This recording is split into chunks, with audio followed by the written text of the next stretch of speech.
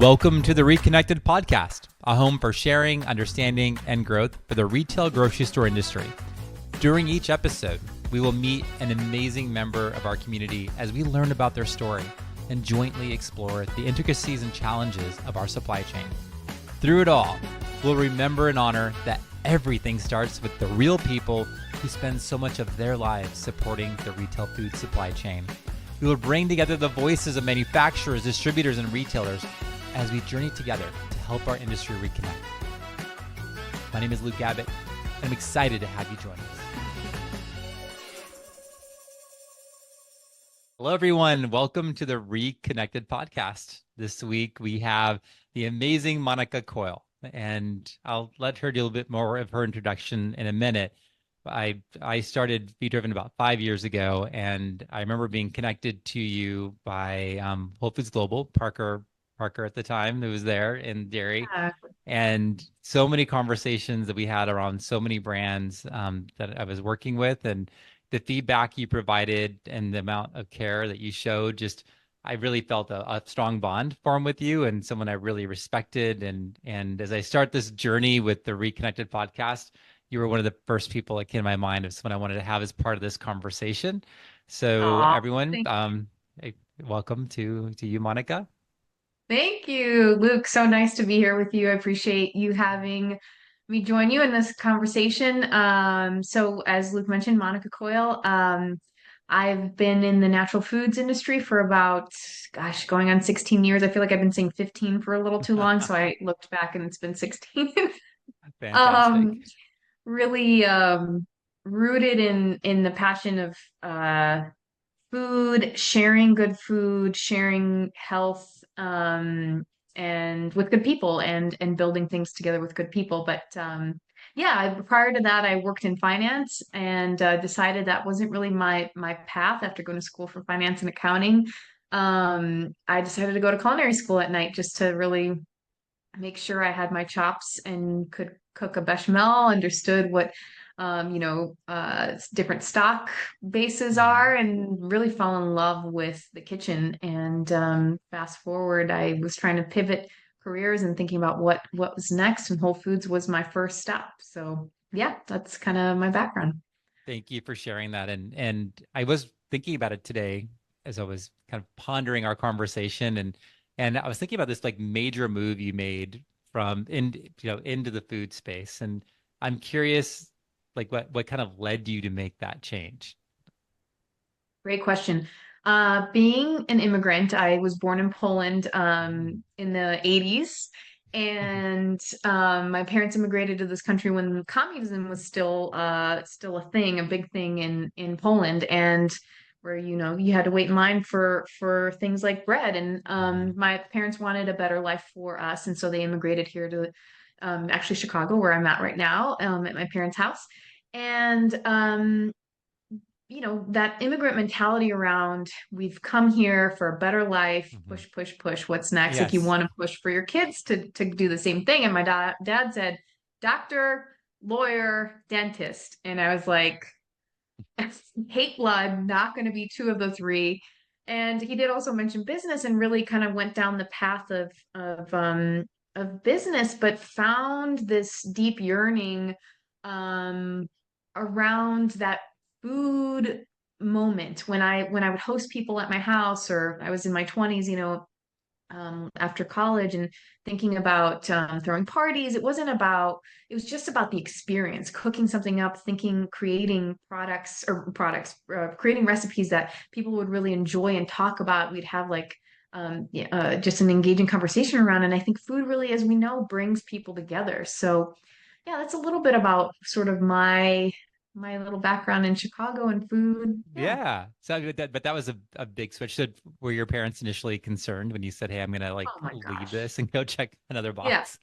Really high, I would say high paying job to leave to go really like when I started at Whole Foods, it was, I would say, not an entry level position, but it was a really Mhm. junior position. And it was interesting. I had this moment of someone always, people always give you advice on career, and they're like, find what you love, do Mhm. what you love, and the money and other things will come. And that's I can't. I mean, that statement was so profound and simple, but it really was that. It was once I awoke this creativity in myself, and actually, that's a good point. My whole life, I didn't really think I was creative. I wasn't really good at Mm, music. I wasn't a great dancer. I wasn't great at sports, and so immediately, I think I like ruled out this creative part of me, right? But then once I mm, put those chef whites on and was in the kitchen and learning to cook and being able to put my own spin on things.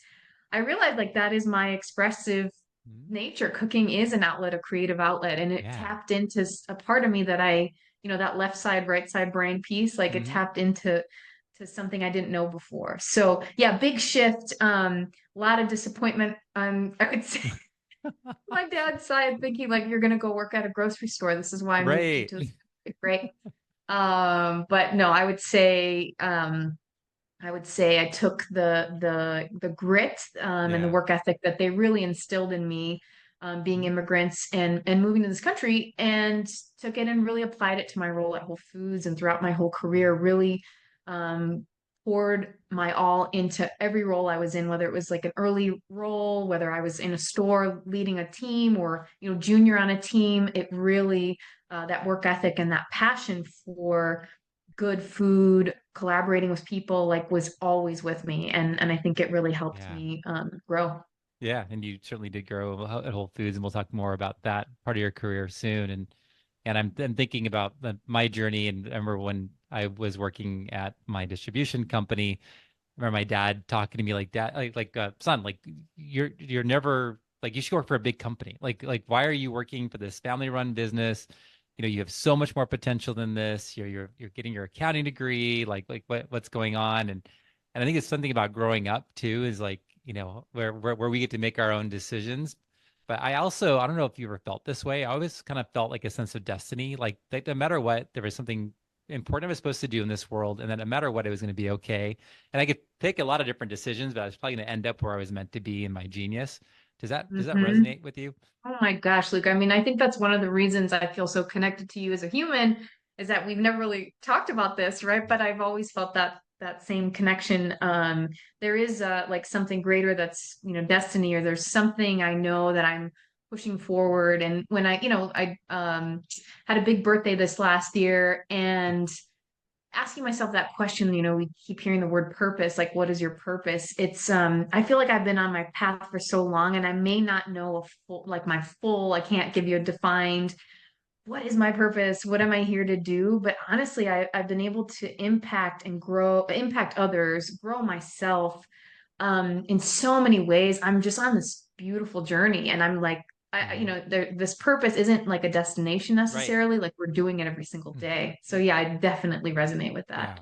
Yeah. Yeah. What comes up for me is what you just shared is maybe a year and a half ago, I was thinking, hey, what's my purpose? And really like thinking it should be like this one thing, right? That is like, and then once I'll find it, it'll be like an aha, like exactly. That's Yep. exactly what I was thinking. The aha There. moment, the clouds part and Mhm. angels saying, and I'm like, okay, but I realized for me at least, and like in my faith journey too, is like, you know, my God has it. God doesn't need to go do anything. It's all kind of handled on some level, and Mhm. that in some ways it's really like what I'm supposed to be doing is really discovering the gifts that I was given. And then Gosh, can I just jump yeah. in?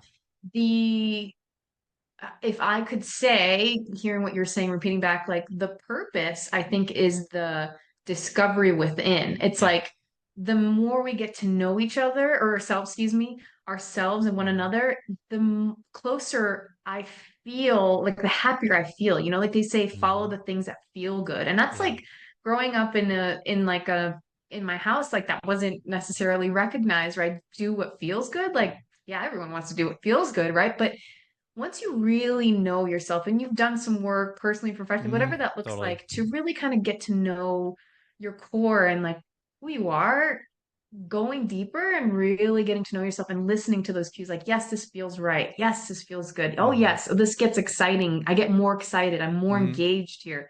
You have to trust that. And that is a huge part of that journey because sometimes we think we're on this path, right? Like I can use my career at Whole Foods. Like I had an incredible year, 15 years at Whole Foods.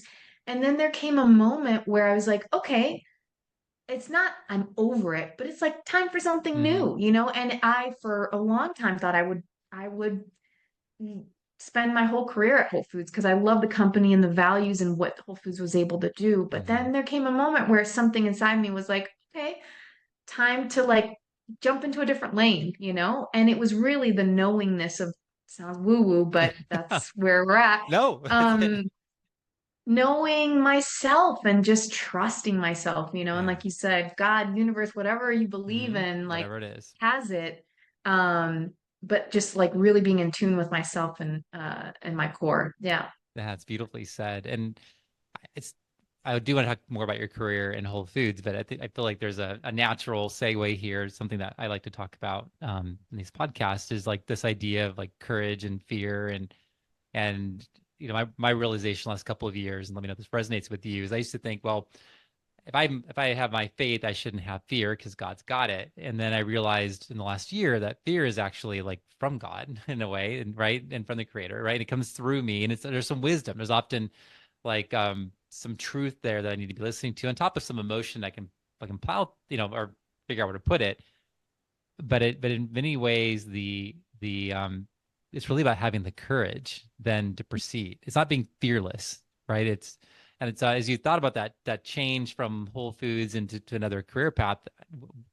I'm sure there was fear. Well, can you maybe describe what that fear was and how you worked through it? Yeah. I courage. I'm like trying to, yeah, the that statement is so profound for me. And courage is a huge piece of just my personal journey. I think a lot of people that make shifts in their career and kind of take the next step. Um, I think it was really a moment where I knew that my contributions, if you kind of know whether it's personal, professional, when you've given a part of you where you just aren't giving anymore, where you're Hmm. giving, but it's just Yeah. you're still there, but it's not as you're not as excited to like you can't tap into anymore, I guess. Hmm. And it's not necessarily that you're bad at it or No. Yeah. you're whatever, but it's just there is something different for you. So leaning into like that uncomfortable moment of thinking, am I bad at this? I had lots of moments like that in the last couple of years where I was like, am I bad at this? Is this not the role I should be in? Just quickly kind of talking about someone that was really a good friend of mine and someone that I spent a lot of time with this last year at Whole Foods. Dan Epley, he oversees grocery at Whole Foods globally. And he said, maybe a year ago, he said, sometimes people really aspire for different roles and titles. And once they get there, they realize, hey, this isn't what I thought it was. I thought this title would mean X, but my day to day, my life, the way I like interact with people, like I'm just pushing paper, kind of thing, or I'm just like, I'm just here and I'm not Hmm. here. I really want to be in it. And I had a lot of these moments of questioning, like, do I want the title? Really? Hmm. Do I just want to keep growing in this like, pathway that just kind of climbs the corporate ladder, so to speak? Or do I really want to be connected to the work and to the people? And as connected I was to the people, my team, and the last role I was on, leading the team globally, which was just the most Yeah. exciting part of my career, I would say, at Whole Foods. Um, I realized that I wanted to kind of take a step back and get deeper into the thing that really brought me to this really great place at my career at Whole Foods, which was that emerging and local brand team Hmm. when I started as a forger myself 5 or 6 years back. And so, um, in a similar fashion, like I left finance for food, I sort of took a different path. It was scary for sure. It was going from a massive corporation and Yeah. going into a small joint venture team, a successful team that has some really exciting projects, but it was definitely scary. And like, what if I'm not Mhm. good at it, right? So I Yes. had to dig deep. Hmm. And the thing you started the conversation with is just like having this knowing that there's something bigger ahead of us. I Hmm. really always looked forward and didn't really look back. I've trusted this, whatever this thing in front of me is, to guide me my throughout my whole career journey, and really just looked at that. I mean, I would say my friends and family probably heard all different sides of this conversation, though, like, am I, could I, should I, those like intimate conversations. But like when I really was like still with myself and was making these decisions and having these conversations, it was really just looking at this like guiding principle, I Mhm. think that's in me. That's so beautiful. Thank you for sharing those thoughts. That was so inspiring for me to hear and bring up out of a couple of things for me. I remember you brought up in part of the conversation about like, am I the right person? And I remember when I was growing Monterey, probably when we were about 150 million, growing to like 200 million, and everything was going wrong. And I remember just thinking, am I the right person to lead this company? Like, has it surpassed me? Like, should I even be here anymore? And I remember all those doubts. And in my case, I ended up finding an amazing COO and a man named Matthew Sanders that allowed me to be my genius, which was like being kind Mm, of like the visionary. And then he was yeah, able, and he took care of the details. Like I'm not the detail guy. And so it yeah, was so beautiful. And then the other thing came up for me too is when I sold my company to Kehi, and I was supposed to be there for 5 years, but 2 years in, I realized it wasn't the right place for me. And yeah, that was hard because I was walking away from a lot. yeah. And so I remember digging deep. I remember just vacillating. You mentioned the conversations with your family members and friends, and I had those too. And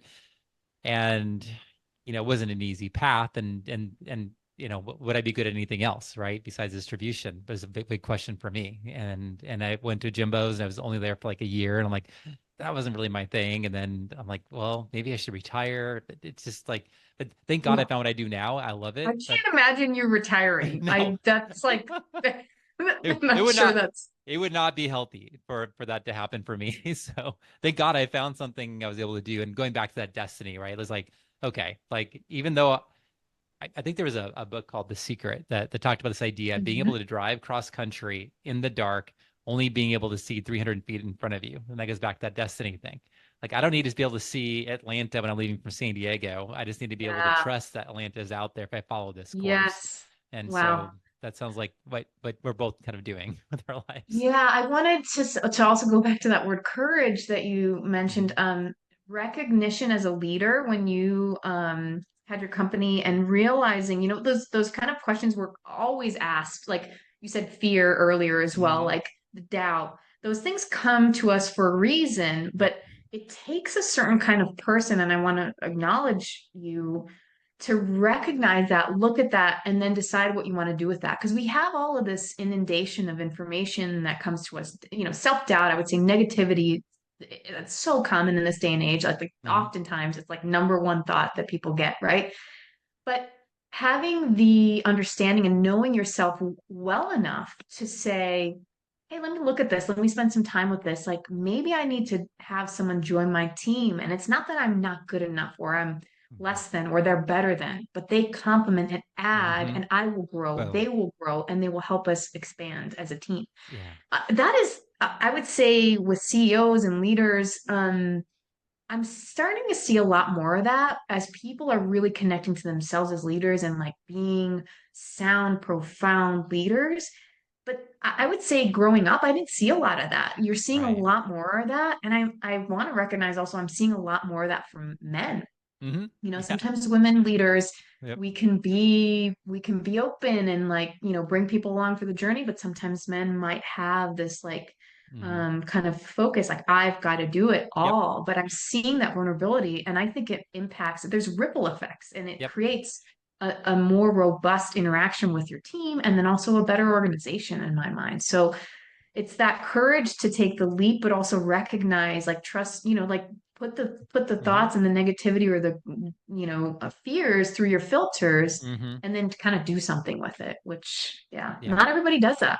No, I think thank you for those comments. And I'm feeling such energy in this conversation. I can tell we really connect on a lot of levels. And for me, like I was raised by a different generation of men. And I think this current generation I am really excited about. I think there was like this, like, what are men supposed to be anymore in society? And is if by being vulnerable, is that being too feminine, and can you be masculine? And I've been really Hmm. leaning into this more healthy masculine concept and really working on it. And I see so many of the leaders, like you said, doing the same thing, and it's really beautiful. It doesn't mean we don't have to be black or white, right? It isn't, it's like, Yes, feminine and yeah. masculine, totally separate. We can't have any traits that are feminine or are associated with feminine. Like, it's okay. like Yeah, we're and all even human on more some level. totally, even more broadly, like as individuals, it's like not even, I mentioned the men and women and the pigeonholing like Yeah. leaders, career man, even taking all that aside, like who am I as a leader, as a human? Like, what am I here to kind of contribute? Like, what brings me joy? How can I find that? And it's again like not playing the roles of I'm a father, I'm a mother, I'm Yep. a Yep. woman, I'm, Yep. single, I'm married, like More nuanced. whatever. Like Yeah. we're here, we have these beautiful gifts and talents, and tapping into hmm that without abiding by these, hmm rules that honestly I think are just not around in this industry anymore. And we get to pave and change the Yeah. path for future leaders. And actually, like, I'm so inspired by younger generations of leaders They get too. it. Yes. Challenging, yes. And they're just like, it's normal. It's just kind of Yep. like, oh, yeah, I don't even question that. That That's, took years of work for me to get there. They're just like automatically there. I'm like, how? It's just, yes. yeah. I'm all about the energy, so maybe we like built it up for them to come Yes, into we this. did. We paved the road. Yeah. And another subject I wanted to explore is, during your career at Whole Foods, and you were there for a while. Were there hmm any like major mentors that were key to your development and growth during your years there? Yeah, oh gosh, I had so many amazing people that I've worked with. I think to start off, you think when you say the word mentor, you think someone that you completely look up to and want to follow their footsteps and want to be like them. The word mentor to me is really finding something special and unique about somebody, and maybe like their whole self, their whole leadership style, or the way they Mm, do things is not perfect, but there's something about them. And I'll say, like, I'm not good at bragging about things, but one thing I'm really good at and I'm proud of is that I can recognize really special things within people. It could be something small, it could be something massive, and it's like mm. or what I should say is I recognize these things. It's not that I can, like I'm some like Yeah, whisper of savant. positivity. Yes. But I really try to find a connection point to every person I meet, to be honest. One of the leaders that really comes to mind was one of the first when I my first role at Whole Foods, I kind of worked on the data side, and then I jumped into operations, understanding that I needed to really understand the chops in Mm, the store and what the store operated like. And he was an incredible leader, had been with the company for many years. His name was Bill Lombardi, and he was opening a store in Santa Barbara, California. And he had done some really great work in LA, ran the Beverly Hills store, was like really mm, well known. He was a wild leader. He was very passionate. He did things his way. And we opened the store in Santa Barbara together. And I remember just, he wasn't the perfect leader. He wasn't mm, refined. He swore, there's all these like things. He had some interesting approaches to certain things, but I remember him just giving people an opportunity to push boundaries. And that mm, felt so freeing. I think working in finance where everything was so rigid, and then coming to Whole Foods, I spent probably 9 months on the data team and then moved into operations. We had a lot more flexibility and creativity, but when he saw someone have an idea and a spark, he just said go, and he resourced the team, the person to go. And that that like encouragement and support was mhm, so pivotal for so many leaders. He's built up so many beautiful leaders because of that support. And I think too, in this industry, in the grocery industry, you don't get a lot of that. You don't get a lot of like mentors or folks mhm, that will challenge you to challenge yourself and like give you the tools to grow. And that was really special. And then most recently I would say Alyssa, she was my leader in this last role at Whole Foods on the local and emerging team. She leads all of center stores, so globally, grocery, whole body, local, and mm, EV. And I've kind of saw her come up through in her career at Whole Foods. She was at Target prior to that. Um, one of the most profound communicators, one of the best mm, listeners, and most well-spoken leaders I've ever worked with. someone that could balance, we talked about femininity and leadership, that could balance business and the humanity of this Mhm. business. And I always tell her like she's going to be the CEO if she wants to be at some point of Whole Foods or something else. Maybe her and I start something down the road. She's just a sensational leader. The ability to manage all the things that she does is just fantastic. And I'm so happy that I got to know her because she really, this last year, in my old role at Whole Foods, was such a pivotal moment for Whole Foods. And we really grew the program, the local and emerging program, at a global level.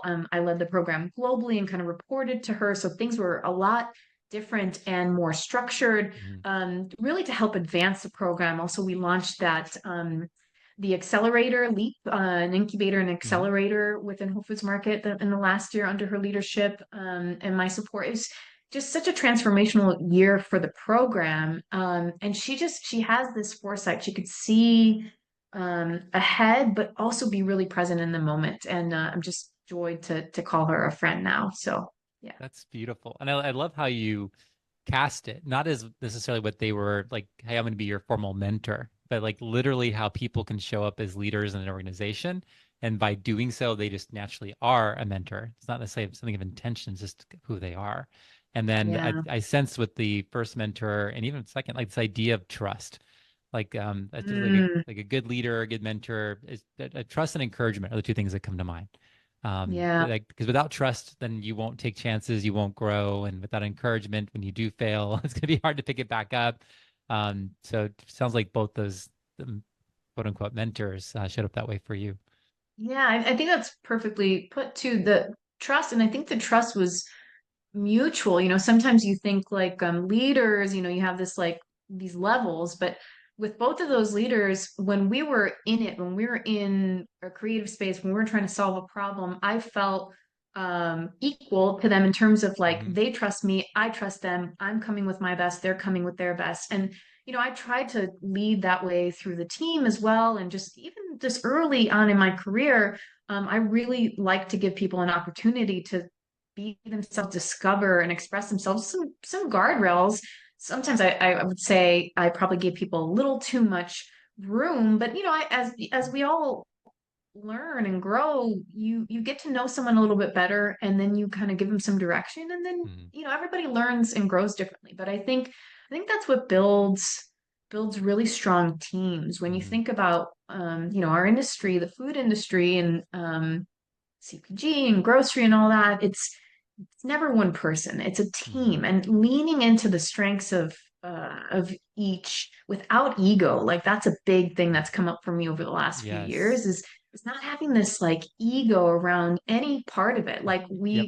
I could say you and I have accomplished a lot in our careers, but neither one of us leads with ego. And that's a beautiful thing. And I think that actually helps us grow more because we just have less to carry. Hmm. You just kind of come into a situation and you're just kind of part of the team. and Yeah. and I think people respect that, and it kind of Hmm. lowers the energy. Like people freak out sometimes when you're around Yeah. people like yourself, that are No. so accomplished. Well, thank you, and yourself as well. But I think what strikes me is, as you were talking about ego, but right before you said that, I was thinking humility. That it's Mm, humility on all levels, and that we really can't grow if we're not humble. And I see mhm. that. I think it's a struggle for people. I've noticed later in their careers as they've had some accomplishment. It's like I'm good now, and and Yeah. and I struggle when I'm hiring in older leaders trying to find people who are still humble. Because Mhm. there's like that humility you often see in someone who's younger, and it's like I don't know what I don't know, and I couldn't even fake it. And so, Yeah. and I think when we see especially leaders who also are humble, that's awesome. That's where a team can magic can happen. Um, because without it, I don't know. It's one of the core values of Be Driven. Like you have to be humble, hungry, people smart, and if you're not humble, I can't teach it to you. Like it's something that Yeah. either you are or you're not.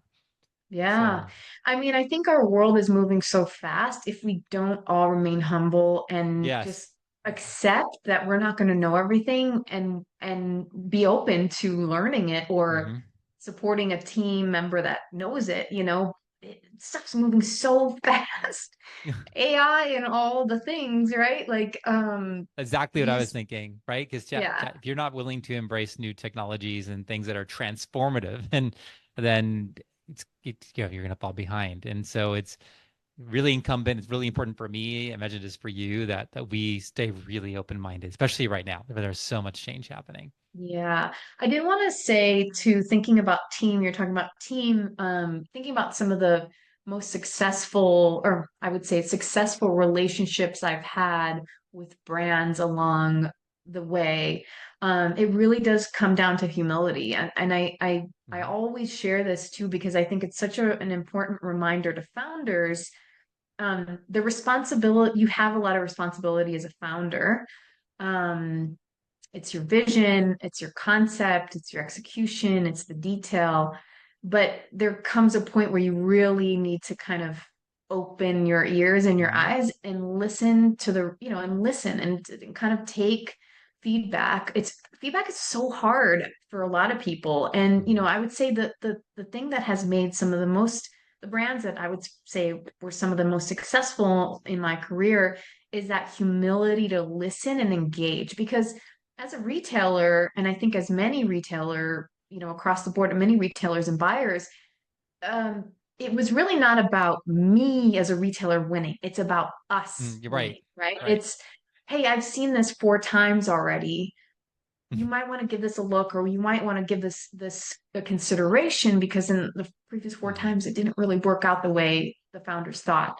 Um, the founders that were not open to feedback, that weren't open to like engaging in this trusting Yep. relationship, ended up struggling a bit more, and Mhm. and I always say it's not about the product that's in front of us. It's really about the people and this dance that we Mhm. do in our lifetime. I So, think that's beautifully said, and something that our leadership team met a couple weeks ago. And we were talking about the type of clients we work with, only pretty much emerging brands right now, and it's like, um, what is required for success, and it's absolutely humility is what we came up with as well, and recognizing that at best, you know, a product we're bringing to market, that it's at best it's a hypothesis, right? And I'm mhm. thinking like Carrie Song, Abbott's Butcher, that we worked on Yeah, together, bringing that to market through Whole Foods, yes, and she's like one of the most humble people ever, right? Super smart, yeah, gone to Princeton, super successful, as well in her prior career, and then she has the most humbling thing, which is start a brand. And you were giving us feedback. I remember having multiple meetings and feedback loops were coming. And I remember, I think we adjusted our packaging twice that first year. We adjusted our retail.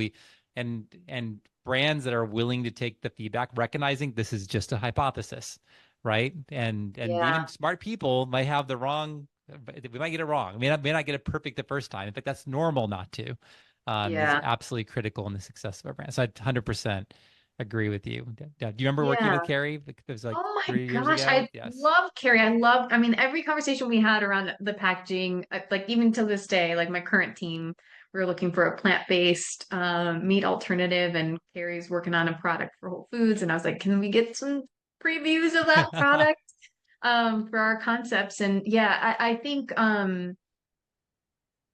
that was one of my favorite brands. I mean, you guys were such a great team. You took feedback so well, engaged. And one thing I wanted to say is, as founders, I'm sure there's so much inundation, especially if, let's say, I have a brand and I'm trying to pitch 5 different retailers.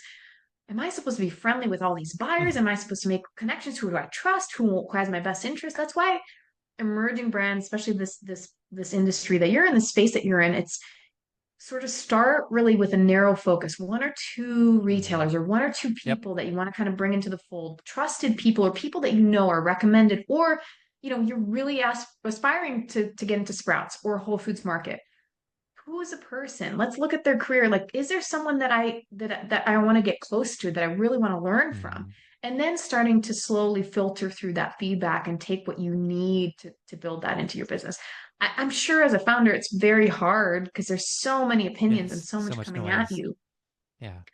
But I would say, I think to bring it quickly just back, like for me, it was again just never really about my success. It was finding that unlock, that magic click, whatever that was, a different source for almond milk, like mush back in the day. I mean, when the girls first started the brand, they were milking their almonds, like they Yep. were making their own almond milk and connecting them with another friend of That was mine, Ashley. like, Yes. Yeah. yeah, Yes. yes.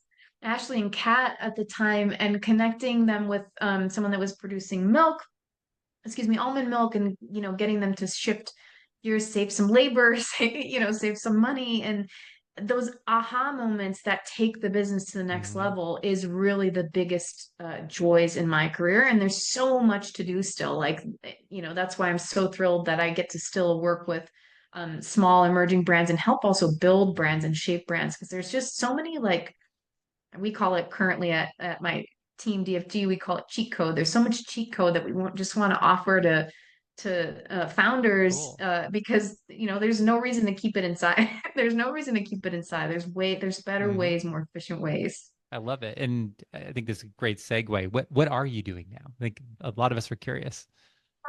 Yeah. So in June, I joined an incredible team called Food Group. We're based in El Segundo, and we consider ourselves a small food-based venture studio. We focus both on restaurant and CPG, and we have a bunch of projects right now in the pipeline, but probably the most notable that are kind of in the area. We are a joint partner with Gwyneth Paltrow in Goop Kitchens. So we have five Huge. locations of Goop Kitchens. Food is incredible. We have an incredible culinary team. One of my partners is Mario Del Pero, who is him and his wife co-founded Mendocino Farms. And another sort of culinary partner that helped build out the Goop concept with the team, Donald Moore. He spent a good chunk of his professional career at the Cheesecake Factory. So think massive, Hmm. 250 plus menu item. How do you make that operate? He brings efficiency and an approach to streamlining things at Goop, but still having that culinary experience. So that's one of the projects. And then we helped support Chrissy Teigen with her Cravings CPG launch. The team helped incubate the concept. Obviously, she's very culinary savvy, has written a couple books, and really had a very specific culinary perspective. And the team, before I joined at DFG, helped formulate baking mix concepts, and now they're launching at Sprouts, and they're in a bunch of different retailers. So we really focus on building really strategic culinary brands, whether it's a restaurant concept or a CPG concept. With currently, it's been with some really beautiful loud microphones, as I like to call them. I Yeah. don't want to say celebrity because everyone's, oh, celebrity, but honestly, the people we work with are so engaged in the business. I don't know, I can't speak for others, but the partners that we have really want to build meaningful, lasting brands, and that's what DFG is really about. So I get to lead the CPG sort of emerging business. So we might get a concept, an inbound concept, and I help formulate what is the strategy, what categories are we going into, what does the retail look like, and then kind of help build a team that steps into that joint venture, and then we kick it off. So really, Wow. really fun things. What a Yeah. fun job. And are you having fun? Oh my gosh. Yeah. First of all, we talked about people. Yeah. We have a small but mighty team. We just actually had our holiday party last week, and it was so wonderful to meet everyone's Hmm. family and friends. I think our like immediate team is like 12 people, but the type of people they are and their families are just people you want to spend extracurricular time with, go out to dinner with. You want to build something with them. And I can't, I had some really incredible folks that I worked with at Whole Foods that I'm still in touch with, but this smaller community, we can do things quicker, right? We can make Hmm. things happen. We make a decision within a week. We say yes or no. We Beautiful. pivot. It is Nimble. so fun. It is so, so, so fun. I'm having so much fun. I can see And it. hopefully, I feel your hopefully energy. building some really great brands along the way. We've got a lot of really exciting things coming up next year. That is amazing. Congratulations on having the Thank courage you. to make these changes, to be in a place that I can tell you were extremely happy where you're at. That's huge.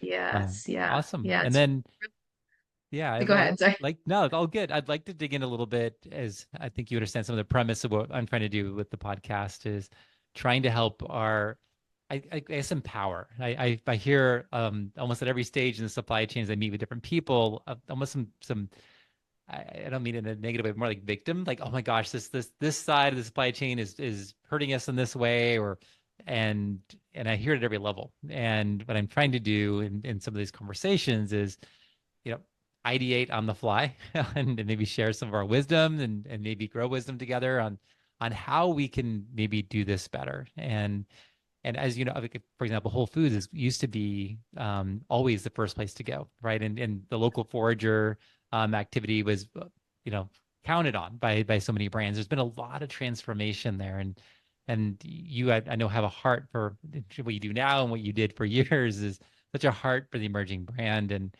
um, I'm I'm curious your thoughts on how, based on the views you've had of our supply chain, on the distributor, the retailer, the manufacturer, any some insights on how we could maybe do this better. And I know you mentioned the manufacturer community being willing to take feedback, and but any other insights that come to you, and we can dig into it as much as you want. Yeah. I'm going to speak kind of broadly and then maybe kind of Yeah. narrow the focus, but just it's sort of a running theme from our conversation around community and people and the people you surround yourselves with. In general, whether you're a manufacturer, distributor, an investor, supporter from like a marketing or kind of a support Hmm. studio lens, I think engaging with communities that have these larger networks, whether, some of the ones that are most notable kind of recently, I just chatted actually right before this with the Naturally LA team, Amazing. Yep. Naturally Network, or Startup CPG, really tapping into the network of people that are in it and using one another's platforms to build off Mhm. of. Honestly, in this industry, and this industry is unique. Food is unique because I think Hmm. people, we love to share what we're building. Yep. People really want to help each other, and so foundationally, like big picture, how do we make things better? Carve out time for yourself as a founder, again, like owning a small distribution company, whatever Hmm. your lane is, carving out time for investing in community because it will pay Hmm. tenfold, like 10x your potential, honestly. Whether it's finding a resource for label consultants, or hey, I've been trying to talk to, KeHE. Do they have an emerging team?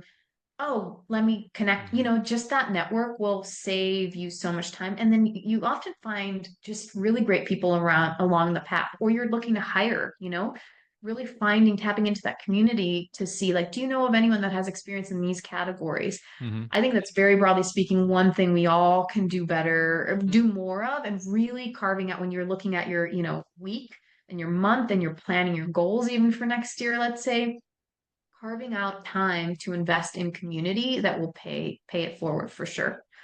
I think that Um, makes a lot. A quick comment on that too is, I think that part of what I'm trying to do in the podcast too is humanize the people or different places in our supply chain, right? It's like very easy to say KeHE or Unify or whoever it might be, or this brand or this retailer, Whole Foods, Sprouts, whatever it is, right? It's easy to just talk about them as if they are a singular entity. The reality is they're yes, made up of a yes. lot of human beings, and thank God there's still a human factor in our business, right? And that there are, and that part of Naturally LA, Naturally San Diego, like I right on. I mean, like those organizations bring together so many different people from all different steps in our supply chain, and allow us to create understanding and in that community you mentioned. I'm sorry to stop Hmm. you. No, no. I mean, I think that leads me to, as you're on your path, as we're on our path, whatever that, whatever part of the business we're in, is really connecting into the people. Like it's not like you said, like I love how you said it, it's not an entity, it's not a Whole Foods. There's like a Whole Foods, Yeah. it's humans Hmm. that are growing and learning. You mentioned Parker Brody, such a great human and such a great launch pad for so many brands as well at the global level. But you know, reaching out, I remember I would get so many cold DMs from brands on LinkedIn, and I try to answer as many of them as I could because the courage it took for someone to Yeah. find my name, to find who the buyer was, to reach out to me and write a thoughtful, the amounts of like thoughtful notes I received or like comments I received, I still do. It's incredibly humbling. But I mean, we're all humans at the end of the day, and sometimes it's just a 5 second response to someone or connection to someone else. It doesn't take Mhm. a lot. So I guess the second thing I would say is having the courage to lean in to, if you're trying to pitch a retailer or you're trying to find a co-man or you're trying, just really go for it. Be human about it and be humble about it for Yeah. sure. And I think you mentioned, things changing. So much is changing. Whole Foods specifically, obviously evolving the way the team operates. Mhm. Really trying to focus on having really the goal at Whole Foods is to have one point of contact essentially for brands that are leaning into specific categories. So if you're in functional beverage, you know who that buyer is and you know the process. The There's been obviously everyone goes through growing pains and through shifts around buyers going, being at the global level and Mhm. foragers kind of overseeing territories. There's definitely been some shifts, but I know, a priority for the company, and we're obviously seeing it also in other retailers, Sprouts, their Mhm. Yep. emerging Innovation. program. So awesome to see them do that. At the end of the day, like even when I was at Whole Foods, it wasn't like, oh, what is Sprouts doing? It's like, yes, more. Yep. Like we need a pipeline. We need more locations to get these products Yep. into to Totally. expose people to better quality products, to innovation, to like emerging brands. And so Totally. I think as founders, if you have a brand and you're looking to lean into retail, no matter, Whole Foods may have evolved how they do things in terms of emerging and local, you still have that channel. You can apply, you can Cool. submit. Um, but as every retailer, I think everyone's thinking about efficiency and Mhm.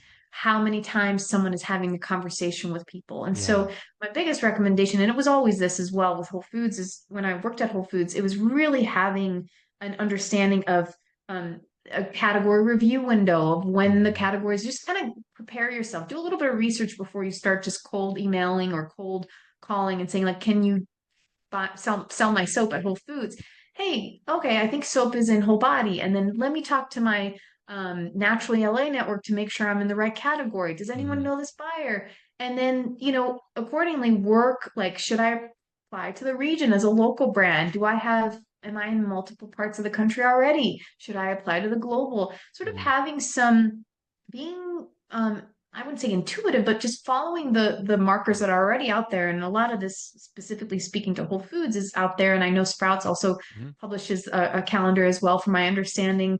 Um, Sort of being resourceful and leaning into your grit a bit to before you go and approach that buyer and retailer, because at the end of the day, that retailer, that buyer may be looking at 50 products a day or 50 inquiries from all the different angles, Mhm. and the more professional and the more prepared you are and aligned to where they're at in terms of like category review or timeline, the more That's likely it is that they'll that's respond. so beautiful. Yeah, I've heard on the brand side a lot of times it's like, oh, why isn't this easier? Why isn't and I often challenge like, well, I don't know what industry you get to walk into and that everything is just known. And to your point, there's these networks that exist to help you do it. And I guess on some level, the showing the drive and the impetus to like reach out and use the networks to learn can set you apart from other brands, right? And the ones that aren't willing to do the work, aren't willing to invest in growing their knowledge and how to navigate different retailers, for example, different channels, Mhm. like that's it. There's no red carpet out, right? And there's a lot of people that want to play in this space, and the ones that connect um, Yeah. and learn and are humble, like we talked about earlier, are the ones that have the chance. And I'm also curious from you, in terms of retailers like a Whole Foods or Sprouts, like the natural space, um, do you see a responsibility from those retailers in some way back to brands and in terms of feedback loops? And I mean, I know you showed up that way, and I'd say you're like in the top echelon when you were in that role and how you showed up. And I really wish there was more. of a push in that. I just feel like there's oftentimes the people at the retailers are just so busy. There's not even time for the feedback loop. I don't know if Yeah. that resonates with you. I mean, I think, completely resonates with me. I think the desire to respond to every single inquiry and the acknowledgement that it needs to be done is definitely there. And I can only speak really for Whole Foods. And during my time there, we did have like a window of when buyers should be responding to brands. So that's definitely sort of an internal requirement or ask of all the buyers that even if it's a no or no, not right now, or the round is 7 months from now, there should be some engagement. The challenge is there's so many brands in the last Yes. 18 months or so coming out and trying to pitch. And with some internal changes, even just roles, people shifting roles, things can take some time, or there might be a delay. So I will say the desire and the need and Hmm. acknowledgement of those things is there. And how that starts happening for Whole Foods, I'm sure will evolve and is already evolving. I know they publish like a newsletter, depending on what department you're applying for, they'll publish like an updated newsletter. And then depending on the category, they'll also like send responses. Typically, obviously when it's a yes, there's lots of engagement. Hmm. Um, Yes. to be very transparent, I don't know if any retailer has fully unlocked how do you respond to every single Mhm. inquiry and really give someone a minute to say, you know, I think it's an interesting idea, but your nutritionals are Yep. your nutritionals are off. We recommend you talking to a food science, whatever that feedback might be. I don't think anyone's really found the right way to do it where you're still being human and giving someone sound feedback. Right. I mean, working with brokers, I think that understand the retailers, the buyers, and their categories, Yeah. and sort of Really helpful. helping Yeah. massage some of that stuff, I think is really helpful. And I'm not saying every brand should be working with a broker, and you probably will be at some stage of Mm-hmm. your business. And they're absolutely amazing, obviously, Mm-hmm. for many reasons. Um, but just yeah, I think I would say yeah, we should as an industry have that two-way channel. I wouldn't say anyone's done it well. Have you seen anyone do it well? I'm curious. Like, Like, does any retailer do it well? well, when you Like were in this? your seat, you did it well. So you're an example. And then we work really closely with the Sprouts innovation team as well, and they're fantastic. They'll tell you, like, you walk in, no deck needed on some level. Here's the product, here's the feedback, and then we create feedback loops. The brands have a chance to iterate and then bring it Mhm. back in, and it's magical what can happen because it's the brands are Yeah, very motivated. So like all they need is the answer. And even in the role that I play sometimes, in those conversations, like I have an idea, but at the end of the day, what really matters, first step is what the retailer thinks, and then certainly what the consumers think. So getting that feedback is such a gift. And I think, to your point, there were so many brands, especially during COVID, coming out of COVID, that I think a lot of people had ideas for businesses. There was so much venture capital money yeah, that yeah. it really went crazy. It was overwhelming for everybody, and I think we're Mhm. seeing that calm down a lot now. I'm Yeah, finding that category managers have a lot more time than they did, 6 months or a year ago. So I think it's settling down. Just that the market yeah. dynamics didn't support it. Even supply chain, I mean, just all the supply chain things that emerging brands, mid-sized brands, large brands had, like retailers had too on the private label side, Hmm. and just distribution was such a challenge. Packaging we all were in it, right? Hmm. But yeah, you're right. Things are settling down to a place that I think is more manageable. I mean, I'm excited to hear that Sprouts is doing that. Yeah, I really I hope and I think Whole Foods we'll get there. I know they're doing it in different parts of the business, but not, I don't know if they have the same system that Sprouts does. I will also say,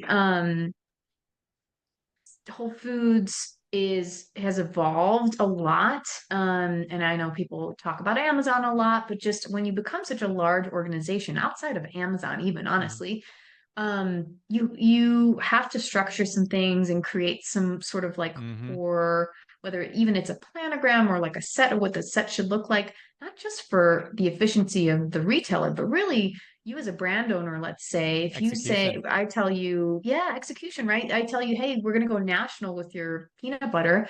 Um, Mm-hmm. and then you're not in half the store. And it's like, That's a you common know, issue. Yeah. And so you're right. There needs to be systems and processes that support that. And those often make things a little bit less nimble too. So it's like that balance that needs to be achieved. And I think you're dead on.